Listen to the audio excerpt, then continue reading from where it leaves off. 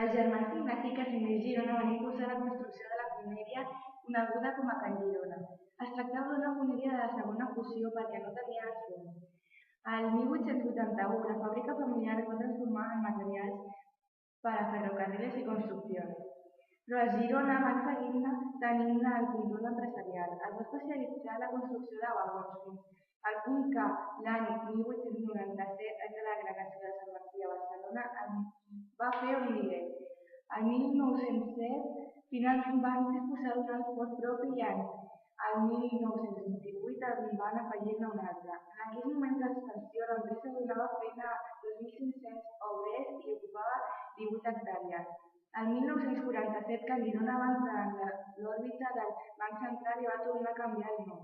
Aquest cop, pel qual va ser conegut als darrers temps Materials i Construccions Macosa. El 1991, els amos de la fàbrica van vendre els terrenys i en una part d'aquesta s'aixeca el complex conegut com a Llaurant Mar.